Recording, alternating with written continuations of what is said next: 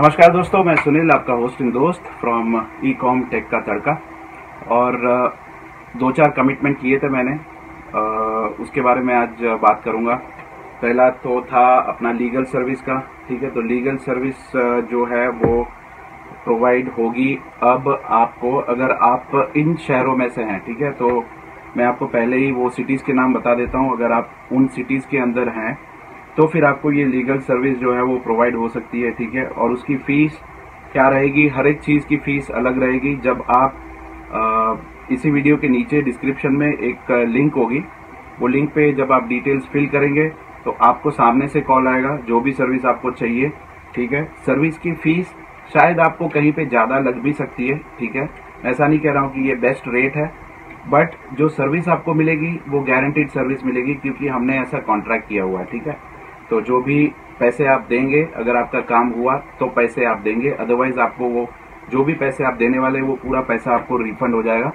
ठीक है, वो जो भी लीगल सर्विस संभाल रहे हैं ये कंपनी, वो सारी हेल्प आपको करेगी डायरेक्टली। ठीक है, तो उनको बस मैं आपकी डिटेल्स पहुंचा दूंगा, आगे का काम वो लोग आपके साथ मतलब म्यूचुअली बात करके समझ के फिर आगे वो लोग आपके साथ काम करेंगे। तो अब कौन कौन सी सिटीज़ हैं वो मैं आपको बता देता हूँ। कोलकाता है, रायपुर है, कोचीन है, गाजियाबाद, इंदौर, नोएडा, गुड़गांव, दिल्ली, चंडीगढ़, हैदराबाद, मुंबई, थाने। ठीक है, उसके बाद पुणे, फिर है अपना हैदराबाद, चंडीगढ़, दिल्ली, गुड़गांव, नोएडा। अरे ये सब मैंने बोल दिया शायद, रुकिए फिर से मैं एक बार बोल देता हूँ आपको। अहमदाबाद है ऑब्वियसली, क्योंकि अहमदाबाद से तो मैं ही हूँ। फिर बैंगलोर, चेन्नई, ठीक है, पुणे, मुंबई, थाने, हैदराबाद, चंडीगढ़, दिल्ली, गुड़गांव, नोएडा, जयपुर, इंदौर, गाजियाबाद, कोचीन, विशाखापट्टनम, रायपुर। अभी दो चार सिटीज़ है, जैसे विशाखापट्टनम है, जयपुर है और नासिक है। वहाँ पे अभी आया नहीं है, बट बहुत शॉर्ट टाइम में आ जाएगा। फिर रायपुर में है, कोलकाता में है, इलाहाबाद, लखनऊ, गोवा, विशाखापट्टनम और नासिक। यहाँ पे बहुत ही जल्द शुरू हो जाएगा, बट अभी वहाँ पे नहीं है। तो इतनी सारी सिटीज़ में अभी ये सर्विस आपको मिलेगी। अगर आप वहाँ पे है तो इसी वीडियो के डिस्क्रिप्शन में वो लिंक दिखेगी आपको, और वो लिंक आप क्लिक करेंगे तो आपको वहाँ पे दिखेगा कि क्या क्या सर्विस मिलेगी। ठीक है, तो सर्विसेज के बारे में भी बता देता हूँ आपको क्या क्या सर्विस मिलेगी वहाँ से। वैट नंबर रजिस्ट्रेशन, ठीक है, सीएसटी, वैट और सीएसटी दोनों हो जाएगा साथ में। किसी को जीएसटी में कन्वर्ट कराने अपने एग्जिस्टिंग वैट सीएसटी तो वो भी हो जाएगा। ट्रेडमार्क चाहिए किसी को तो वो भी हो जाएगा। इंपोर्ट एक्सपोर्ट लाइसेंस चाहिए तो वो भी हो जाएगा। ठीक है, किसी को कॉपीराइट का कोई इश्यू है तो वो भी सर्विस वहाँ से ले सकते हैं। ठीक है, फिर मैं देख लेता हूँ, काफ़ी कुछ सर्विस है इसलिए मुझे भी इतना याद नहीं रहता है। एक सेकंड। ट्रेडमार्क हो गया, कॉपीराइट हो गया, पेटेंट का भी हो गया। फिर अकाउंटिंग में आपके सेल टैक्स रिटर्न्स हैं, इनकम टैक्स रिटर्न्स हैं, वो भी हो जाएगा। फिर इंपोर्ट एक्सपोर्ट का मैंने बता दिया। सर्विस टैक्स रजिस्ट्रेशन है, टैन नंबर रजिस्ट्रेशन है, वो भी हो जाएगा। तो ओवरऑल काफ़ी सारी सर्विसेज हैं जो इसके अंदर इंक्लूडिंग है। बट जैसे कि मैंने कहा, charges might not be the best, okay, but service जो है उनकी 100% प्रोफेशनल है। इसका मतलब ये है कि आपको कहीं पे अपनी जगह से उठ के जाना नहीं पड़ेगा। ठीक है, आपको सिर्फ डॉक्यूमेंट्स ही देना पड़ेगा, वेरिफिकेशन से लेके ऑडिटिंग तक। मतलब जो भी इंस्पेक्टर होता है, वेरिफिकेशन इंस्पेक्टर जो होते हैं, वो उनको लाना, वेरिफिकेशन करवाना, वो सारी जिम्मेदारी उनकी रहेगी। आपको कहीं पर भी जाने की ज़रूरत नहीं पड़ेगी, डॉक्यूमेंट्स वो करना है, कुछ भी नहीं, सब आपके घर से हो जाएगा। ठीक है, और बस अगर आपको चाहिए तो आप वहाँ पे जाके डिटेल्स फिल कर दीजिएगा, और वहाँ से मैं हर 2-3 दिन में वो डिटेल्स लूँगा और सामने फॉरवर्ड कर दूंगा। ठीक है, तो उस हिसाब से करेंगे। अब दूसरी बात करते हैं ड्रॉप शिप और पावर शिप के बारे में। कल सबको मेल गए थे ईबे की तरफ से, उसमें से करीबन 40 लोगों ने रिप्लाई नहीं दिया टाइम पे। ठीक है, इसका मतलब यह है कि 110 या 120 लोग थे अप्रोक्सीमेटली जिनकी डिटेल्स मैंने भेजी थी। उनमें से ऑलमोस्ट 30-40% लोगों ने रिप्लाई दिया ही नहीं मेल का। इसका मतलब ये है कि यहाँ पे काफ़ी सारे लोग सीरियस नहीं है बिजनेस के लिए। ठीक है, पावरशिप एक्टिवेट करवाना ये छोटी बात नहीं है अभी ईबे के लिए, क्योंकि वो बंद है। इंटरनली आपको पता होगा कि ये बंद है और हम इनडायरेक्टली करवा रहे हैं ये। और वो करवाने के बाद भी रिप्लाई नहीं आता है लोगों का, इसका मतलब यही है कि अब जो भी हम करेंगे, ठीक है, वेरिफिकेशन मतलब एक्टिवेशन कराएंगे इसका पावरशिप का, वो अब वैसे नहीं करेंगे। पूरी तरह से पहले वेरीफाई करेंगे और उसके बाद ही हम पावरशिप और लिमिट इंक्रीज को अपडेट करेंगे, ठीक है। तो अब जो भी लॉट जाएगा वो पहले वेरीफाई होगा, उसके बाद ही वो हम आगे भेजेंगे, ताकि हमको भी शर्मिंदगी ना हो, क्योंकि ईबे वाले हमको भी पूछते हैं कि ये आपने कैसा डेटा भेजा है, जहाँ पे लोग रिप्लाई नहीं कर रहे हैं, ये कैसे है, मतलब समझ में नहीं आता मुझे भी। 24 आवर्स हो गए ऑलमोस्ट और मेल का रिप्लाई नहीं किया अभी तक आप लोगों ने।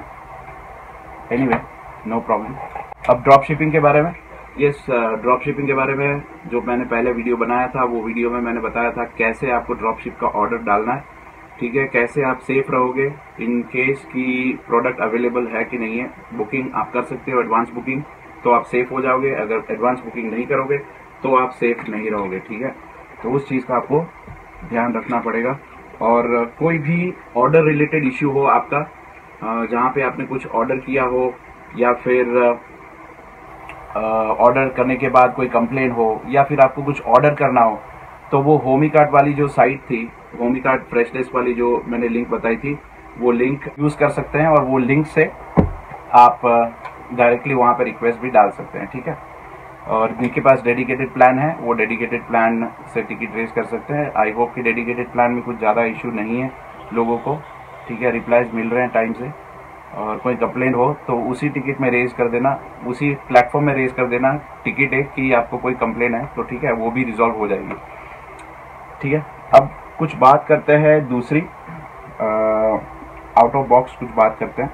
अब स्नैपडील के बारे में आपको पता है कि स्नैपडील और फ्लिपकार्ट के बीच में थोड़ी अब चर्चा चल रही है कि अब हाथ जोड़ लें, क्योंकि दोनों के हाथ अब ऊपर हो गए ऑलमोस्ट, क्योंकि फंडिंग तो पता है आपको स्नैपडील को मिल नहीं रही है, और फंडिंग अगर नहीं मिलेगी तो स्नैपडील, दिल्ली में तो रहने की जगह नहीं मिलेगी उनको, तो छोटे टाउन में आ जाना पड़ेगा उनको सारे खर्चे बचाने के लिए। तो अभी स्नैपडील और फ्लिपकार्ट मर्जर के लिए तैयारी कर रहे हैं, और इसका मतलब यही है कि स्नैपडील के जितने एम्प्लॉयज़ बचे हुए हैं शायद उनमें से और 70% निकल जाएंगे। तो अब होगा क्या, पॉसिबिलिटीज़ क्या हो सकती है। देखिए, अगर वो लोग ई कॉमर्स इंडस्ट्री में काम कर रहे हैं, ठीक है, और वो लोग जॉब से निकल रहे हैं, पहले तो वही सोचेंगे कि हम भी चलो ई कॉमर्स का बिजनेस शुरू करते हैं, हमको तो ऑलमोस्ट सारा काफ़ी कुछ आइडिया भी है कैसे करना है नहीं करना है, तो एक कंपटीशन बढ़ने के चांसेस वहाँ पर भी है। तो अभी भी जो लोग सोच रहे हैं कि ई कॉमर्स इंडस्ट्री में आएंगे और बहुत पैसा कमाएंगे और मज़े करेंगे, तो देखिए फिर से एक बार सोच लीजिएगा, क्योंकि ई कॉमर्स की जर्नी बहुत ही टफ है।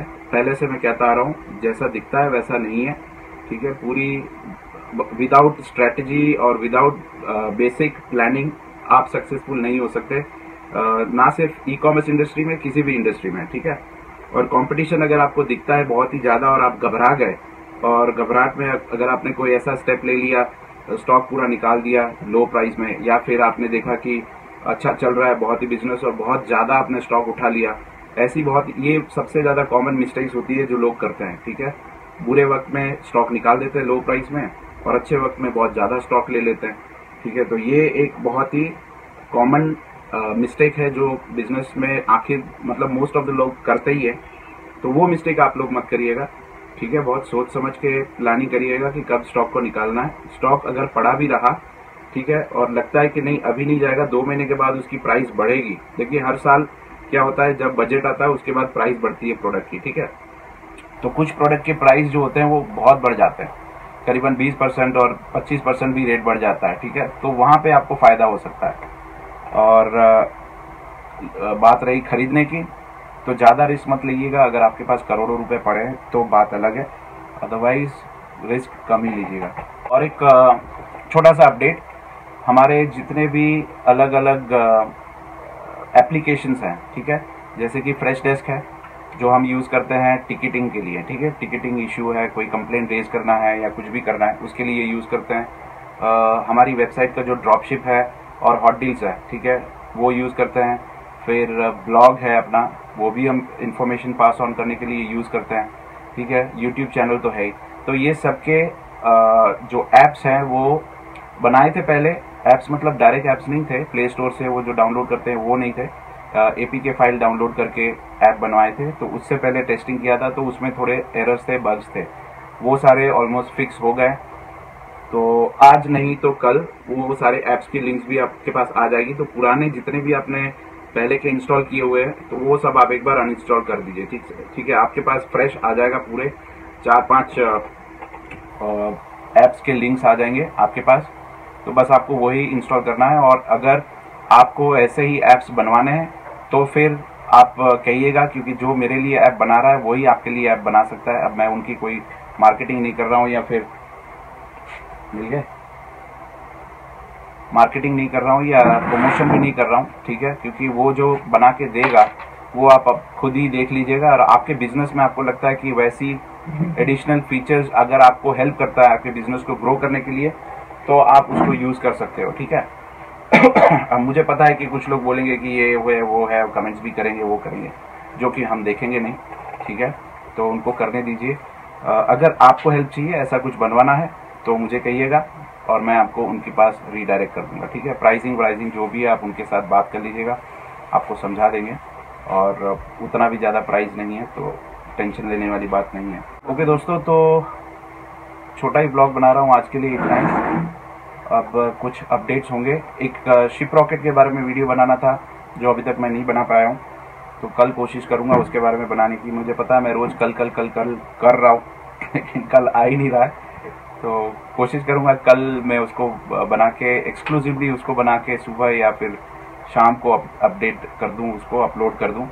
ठीक है, नहीं तो लास्ट में ऑप्शन यही है कि ब्लॉग में ऐड कर दूँगा। ठीक है, तो बस इतना ही आज के लिए। चाय भी आ गई है, अब इसको पियेंगे और वीडियो को करेंगे ख़त्म, और वीडियो को अपलोड कर देंगे रात को, और लाइव सेशन में मिलेंगे 9:30 बजे के आसपास फेसबुक में। ठीक है दोस्तों, take care and have a good night.